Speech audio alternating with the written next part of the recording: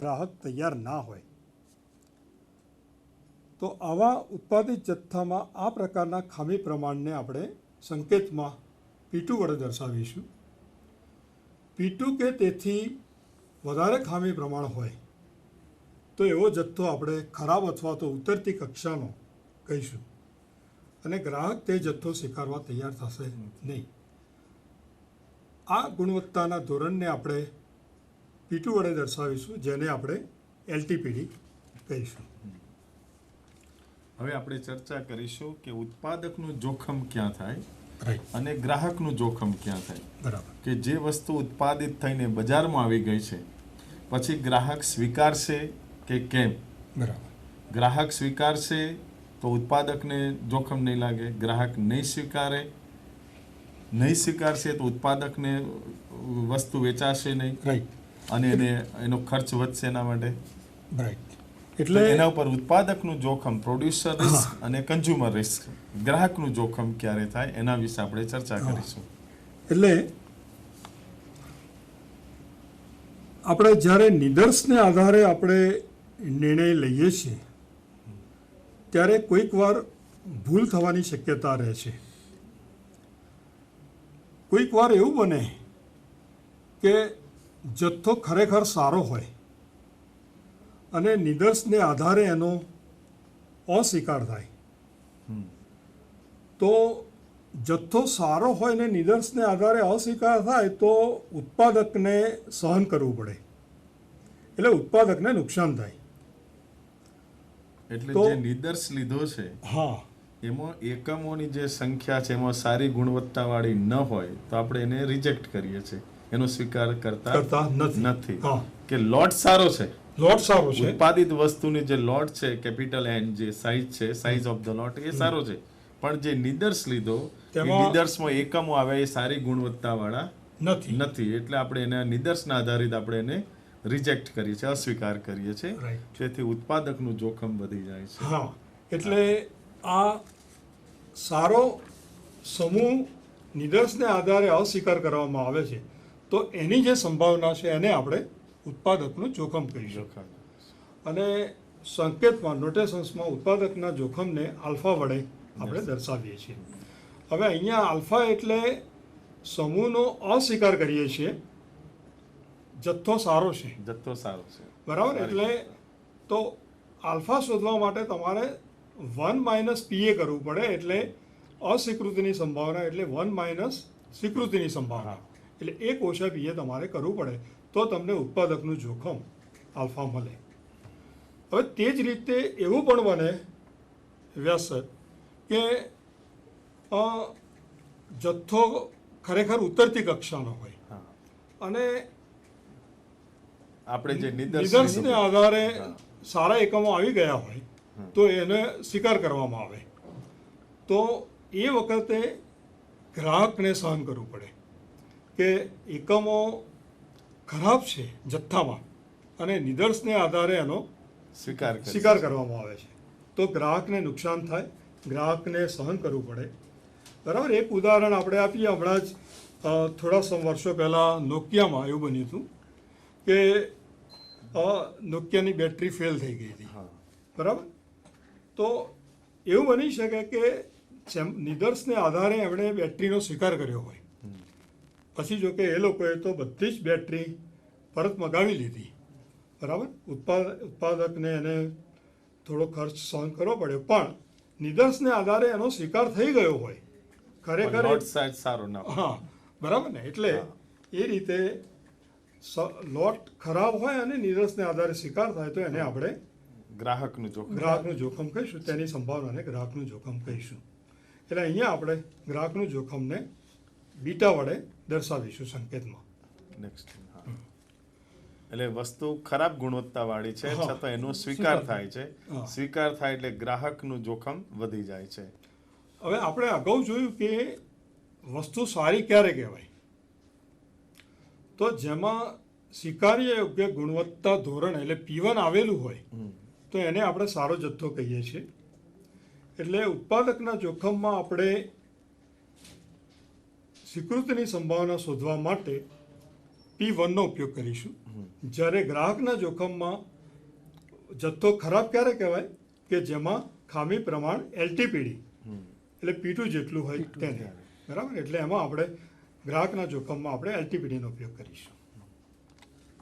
હવે બીજી સ્લાઇડમાં આપણે સ્વીકૃતિ સંભાવના પ્રોબિલિટી ઓફ એસેપ્ટન્સ ઓફ ધ લોટ એની પર જઈશું. સ્વીકૃતિ સંભાવના નેક્સ્ટ સ્લાઇડમાં આપણે જોઈશું. ઉપર હવે એના પહેલાની એના સ્વીકૃતિની સંભાવના આપણે 3 રીતે શોધી શકીએ છીએ. એ જથ્થાના કદ ઉપર આધારિત છે. જો એની કિંમત 100 થી નાની હોય તો તેમાં આપણે અતિગુણોત્તર વિતરણનો ઉપયોગ કરીશું અને તેમાં જથ્થામાં ખામીવાળા એકમોમાંથી નિદર્શમાં ખામીવાળા એકમો કેટલી રીતે લઈ શકાય, જથ્થામાં ખામી વગરના એકમોમાંથી નિદર્શમાં ખામીવાળા એકમ કેટલી રીતે લઈ શકાય તેનો ગુણોત્તર આપણે કુલ એકમો જથ્થામાંથી નિદર્શમાં તેની સાથેનો લઈશું અને અપ ટુ સ્વીકૃતિ આંક સુધીની સંભાવના આપણે શોધીશું અને સ્વીકૃતિની સંભાવના કહીશું. તે જ રીતે જો એની કિંમત 100 થી વધારે હોય મોટી હોય ત્યારે આપણે દ્વિપેદી વિતરણ એટલે બાયનોમિયલ ડિસ્ટ્રીબ્યુશનનો ઉપયોગ કરીને સ્વીકૃતિની સંભાવના શોધીશું. અને ત્રીજું વિતરણ છે પોઇસન વિતરણ. જ્યારે એની કિંમત સ્મોલ એન એટલે નિદર્શની સંખ્યા 30 થી વધુ હોય અને ખામી પ્રમાણ ઘણું નાનું હોય, ઓછું હોય, એટલે આપણે જાણીએ છીએ કે પોઇસન વિતરણ છે એ ભાગ્યે જ બનતા બનાવવામાં ઉપયોગ થાય છે. બનાવનું વિતરણ છે. તો એ ક્યારે બને કે જ્યારે સંભાવના છે સફળતાની સંભાવના ઘણી જ ઓછી હોય. એટલે જ્યારે સંભાવના ખામી પ્રમાણ ઘણું ઓછું હોય ત્યારે આપણે પોઇસન વિતરણનો ઉપયોગ કરીશું. એટલે આપણે નિદર્શનું જે કદ છે જેમ જેમ આપણી લોટ સાઇઝ વધશે, જથ્થામાં એકમોની સંખ્યા જેમ વધતી જશે તેમ આપણે નિદર્શનું કદ પણ વધારતા જઈશું. બરાબર છે. નેક્સ્ટ સ્લાઇડમાં આપણે એક નિદર્શન યોજના 1101 માટે NNC જ્યાં લોટ સાઇઝ n બરાબર 1000, નિદર્શનું કદ સાઇઝ ઓફ ધ સેમ્પલ 100 અને સ્વીકૃતિ આંક એસેપ્ટન્સ નંબર 1 છે. એટલે અહીંયા લોટ સાઇઝ વધી ગઈ કે બરાબર. જથ્થામાં એકમોની સંખ્યા 1000 છે, એમાંથી આપણે નિદર્શ લીધો 100 કદનો અને સ્વીકૃતિ આંક 1 આપેલો છે, બરાબર. એટલે lot size n is very large અને એના પર આધારિત આપણે પૈસા વિતરણનો ઉપયોગ કરીને સ્વીકૃતિ સંભાવના અને તેના પરથી ઉત્પાદકનું જોખમ અને ગ્રાહકનું જોખમ શોધીશું. અહીંયા એક ઉદાહરણ આપેલું છે. સ્લાઇડ પર બતાવશો.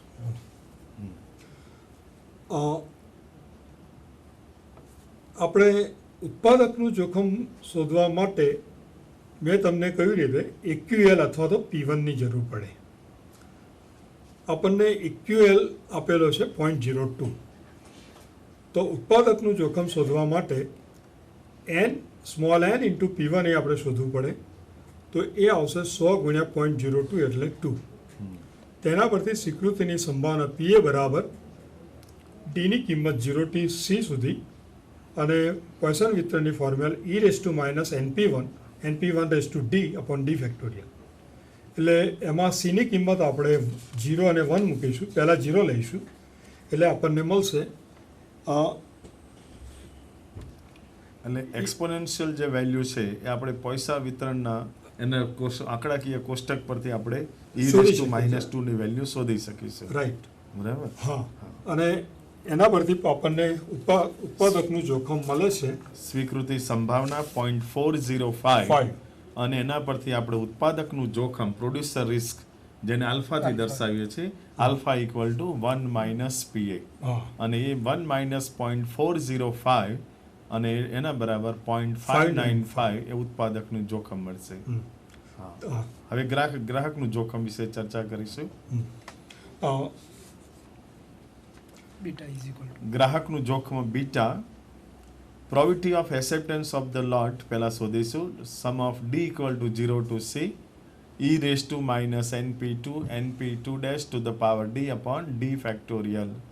હવે અહીંયા આપણો સ્વીકૃતિઆંક 1 આપેલો છે, સીની કિંમત 1, તો sum of D equal to 0 to 1 e raise to minus NP2 dash, એનની કિંમત 100 છે અને LTPD lot tolerance proportion defective સમૂહ અસહ્ય ખામી પ્રમાણ P2 ની કિંમત 0.06 અને એ આપણે લઈશું તો NP2 ની કિંમત 6, સો ઈ રેસ ટુ માઇનસ 6 એ આપણને પૈસા વિતરણ કોષ્ટક આંકડાકીય કોષ્ટક પરથી કિંમત એની મળશે અને એના પરથી આપણે બીટાની કિંમત 0.0175 આપણે મેળવીએ છીએ અને જેને આપણે ગ્રાહકના જોખમ વડે દર્શાવીએ છીએ, બીટા ઇક્વલ ટુ 0.0175. હવે નેક્સ્ટ સ્લાઇડમાં આપણે ક્રિયાલક્ષણ વક્ર, ઓપરેટિંગ કેરેક્ટરિસ્ટિક કર્વ, ઓસી કર્વ વિશે વાત કરીશું. ઓપરેટિંગ કેરેક્ટરિસ્ટિક કર્વ એટલે ક્રિયાલક્ષણ વક્ર જે છે એ કઈ યોજના સારી ગણાય અથવા તો કોઈપણ યોજનાની કાર્યક્ષમતા આપણે જાણવી હોય તો ક્રિયાલક્ષણ વક્રનો ઉપયોગ કરવો પડે. જથ્થાના જુદા જુદા ખામી પ્રમાણ માટે જથ્થાનો કેટલો અંશે સ્વીકાર થશે તેની સંભાવના આપણે કઈ રીતે શોધાય તે આપણે લીધું. જુદા જુદા ખામી પ્રમાણ માટે જથ્થાનો સ્વીકાર થાય અને એની સંભાવનાને આપણે પીએ વડે દર્શાવીશું.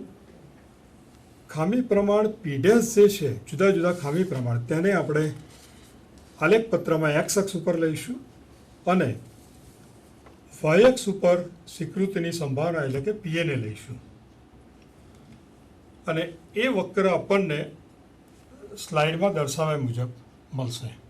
હા, એટલે એક્સ એક્સ ઉપર ખામી પ્રમાણની કિંમતો, એટલે ખામી પ્રમાણ જેમ જેમ વધતું જશે તેમ સ્વીકૃતિ સંભાવના પીએ, પ્રોબેબિલિટી ઓફ એક્સેપ્ટન્સ ઓફ લોટ, ઓછી થશે. જેમ ખામી પ્રમાણ ઓછું થતું જશે તેમ સ્વીકૃતિ સંભાવના વધુમાં વધુ 1 આપણને મળે છે, જે ગ્રાફ આલેખ પત્ર ઉપર ક્રિયાલક્ષણ વક્ર દર્શાવવામાં આવ્યો છે. એટલે પીડેસ ખામી પ્રમાણ 0 હોય ત્યારે સ્વીકૃતિની સંભાવના 1 થશે, હંમેશા 1 હોય, હંમેશા 1 હોય છે. બરાબર છે. એટલે એ આપણે ઓસી વક્ર પરથી જોઈ શકીએ છીએ. આ વક્ર પરથી આપણે કોઈ પણ ખામી પ્રમાણ આપેલું હોય અથવા તો જુદા જુદા ખામી પ્રમાણ માટે સમૂહની સ્વીકૃતિની સંભાવના આપણે મેળવી શકીએ છીએ. એટલે યોજનાની કાર્યક્ષમતા આ વક્ર પરથી જાણી શકાય છે. હવે આદર્શ ક્રિયાલક્ષણ વક્ર કોને કહેવાય? તો આપણે જાણીએ છીએ કે જે યોજના બધા સ્વીકાર્ય યોગ્ય ગુણવત્તા ધોરણોનો સ્વીકાર કરે તો એ યોજનાનો વક્ર એને આપણે ક્રિયાલક્ષણ વક્રને આદર્શ ક્રિયાલક્ષણ વક્ર કહીશું. તો સમૂહનો સ્વીકાર ક્યારે થાય? તો જે આપણે એક્યુએલ લીધું કે સ્વીકાર્ય યોગ્ય ગુણવત્તા P1 કે તેથી ઓછો ખામી પ્રમાણ હોય તો સમૂહનો 100% સ્વીકાર થાય. તો સમૂહનું ખામી પ્રમાણ P1 કે તેથી ઓછી ખામી પ્રમાણવાળા જથ્થાનો 100% સ્વીકાર થાય એટલે સ્વીકૃતિની સંભાવના 1 હોય અને તેથી વધારે ખામી પ્રમાણવાળા જથ્થાનો અસ્વીકાર થાય તો એની સંભાવના 0 આવે. તો એ વક્ર આપણને ઝેડ આકારે મળશે. 0 ખામી પ્રમાણ હોય ત્યારે 1 અને P1 સુધી એ એક્યુએલ સુધી સમૂહનો 100% સ્વીકાર થશે એટલે સંભાવના 1 થશે અને બાકીના ખામી પ્રમાણ માટે 0 થશે. આ વક્રને આપણે આદર્શ ક્રિયાલક્ષણ વક્ર કહીશું. સરેરાશ, બીજું પદ છે સરેરાશ નિદર્શ સંખ્યા, ASN, જેને આપણે એવરેજ સેમ્પલ નંબર કહીશું. તો નિદર્શનો તપાસ ખર્ચ એ નિદર્શના કદ પર આધારિત છે. એટલે કે જુદા જુદા ખામી પ્રમાણવાળા સમૂહનો સ્વીકાર કે અસ્વીકાર કરવાના નિર્ણય પર પહોંચવા માટે આપણે નિદર્શનું કદ કેટલું લેવું જોઈએ અને કેટલા એકમો તપાસવા જોઈએ બહુ જરૂરી છે. અને એક નિદર્શ યોજનામાં તો આપણે જાણીએ છીએ કે તેનું કદ નિશ્ચિત છે, n છે, સ્મોલ n. તો એક નિદર્શ યોજનામાં સરેરાશ નિદર્શ સંખ્યા n થશે. તો સરેરાશ નિદર્શ સંખ્યાનો આપણે જો વક્ર દોરવો હોય ASN વક્ર, તો x અક્ષ ઉપર આપણે જુદા જુદા ખામી પ્રમાણ લઈશું અને y અક્ષ ઉપર એવરેજ સેમ્પલ નંબર એટલે કે n ની કિંમત લઈશું. એટલે આપણને એ વક્ર નિદર્શનું કદ નિશ્ચિત છે એટલે એ વક્ર આપણને x અક્ષને સમાંતર મળશે. એટલે જુદા કોઈ પણ ખામી પ્રમાણ માટે સરેરાશ નિદર્શ સંખ્યા n થશે. રાઈટ. બીજું પદ છે સરેરાશ નિર્ગમ ગુણવત્તા, જેને આપણે AOQ એટલે કે એવરેજ આઉટગોઈંગ ક્વોલિટી કહીશું. સરેરાશ નિર્ગમ ગુણવત્તા એટલે જે સમૂહનો સ્વીકાર થાય છે તેને આપણે બજારમાં સીધો મૂકવામાં આવે છે. જ્યારે જે સમૂહનો અસ્વીકાર થાય છે તેમાં આપણે બધા જ એકમોની તપાસ કરીશું અને તેના સ્થાને આપણે સારા એકમો મૂકવામાં આવે છે. આ સારા એકમો મૂકવાની પદ્ધતિને આપણે કહીશું સુધારેલી તપાસ પદ્ધતિ. જે સમૂહનો અસ્વીકાર થાય તે સમૂહમાં સુધારેલી તપાસ પદ્ધતિ બાદ બધા જ એકમો ખામી વગરના હશે. જ્યારે સમૂહનો સ્વીકાર થાય તેમાં કેટલાક એકમો ખામીવાળા હોય છે. તો બજારમાં જ્યારે વેચાણ માટે જથ્થો જાય ત્યારે ખામી પ્રમાણને, જે ખામી પ્રમાણ બજારમાં જાય તેને આપણે સરેરાશ નિર્ગમ ગુણવત્તા કહીશું. તો એમાં આપણે સમૂહનો અસ્વીકાર થયો તેની સ્વીકૃતિની સંભાવના PA અને એમાં ખામી પ્રમાણ P' હશે. જ્યારે અસ્વીકાર થયો તેમાં ખામી પ્રમાણ 0 હશે અને એની સ્વીકૃતિ